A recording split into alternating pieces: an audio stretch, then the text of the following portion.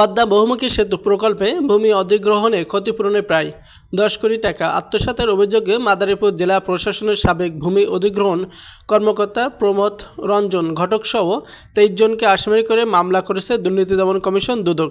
তাদের বিরুদ্ধে পদ্মা বহুমুখী সেতু প্রকল্পসহ অন্যান্য গুরুত্বপূর্ণ প্রকল্পের ভূমি অধিগ্রহণের, সরকারি খাস জমি অর্পিত সম্পত্তি ও অন্যান্য মালিকানাধীন সম্পত্তির ভুয়া রেকর্ড তৈরির মাধ্যমে 9,97,85,000 টাকা আত্মসাতের অভিযোগ আনা হয়েছে। বুধবার 5 মার্চ দুদকের মাদারীপুর সমন্বিত জেলা কার্যালয়ে মামলাটি দায়ের করা হয়েছে।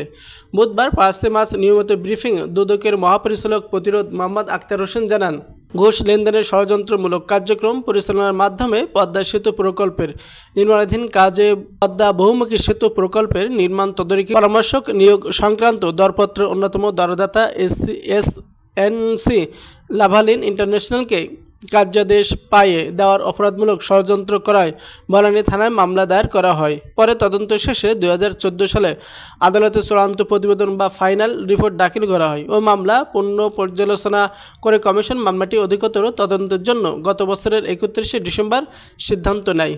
2012 সালের 17 ডিসেম্বর রাজধানীর বনানী থানার মামলা নম্বর 19 মামলায় 7 জনকে আসামি করা হয়। সেতু বিভাগের তৎকালীন সচিব মোশাররফ হোসেন ভূঁইয়া, সাবেক তত্ত্বাবধায়ক প্রকৌশলী কাজী মোহাম্মদ ফেরদৌস, সাবেক সড়ক ও জনপথ বিভাগের সহজ নির্বাহী প্রকৌশল মোহাম্মদ রিয়াজ আহমেদ জাবের, ইপিসির উপব্যবস্থাপনা পরিচালক গোলাম মোস্তফা কানাডীয়, প্রকৌশলী প্রতিষ্ঠান এসএনসি লাভালিনের ভাইস প্রেসিডেন্ট কেভিন ওয়ালেস, আন্তর্জাতিক প্রকল্প বিভাগের সাবেক ভাইস প্রেসিডেন্ট রমেশ শাহ ও সাবেক পরিচালক মোহাম্মদ ইসমাইল ও মামলার এজাহারভুক্ত আসামি ছিলেন। দীর্ঘ 1.5 বছরের বেশি সময় তদন্ত শেষে কমিশন 2014 সালের 30 সেপ্টেম্বর মামলা থেকে আসামিদের অব্যাহতি দেওয়া হয়, যা ওই বছরের 17 সেপ্টেম্বর আদালত গ্রহণ করে। দুদকের তৎকালীন উপপরিচালক মির্জা জাহিদুল আলম নেতৃত্বাধীন একটি টিম ওই মামলাটি তদন্ত করে।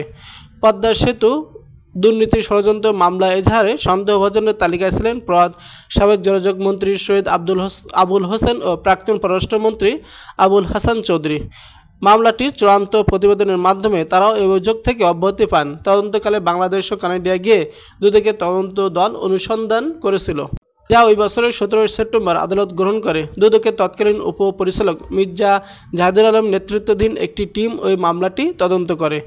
পদ্মা সেতু দুর্নীতি ষড়যন্ত্র মামলা এজাহারে সন্দেহভাজনের তালিকায় ছিলেন প্রয়াত সাবেক যোগাযোগ মন্ত্রী সৈয়দ আবুল হোসেন ও প্রাক্তন পররাষ্ট্রমন্ত্রী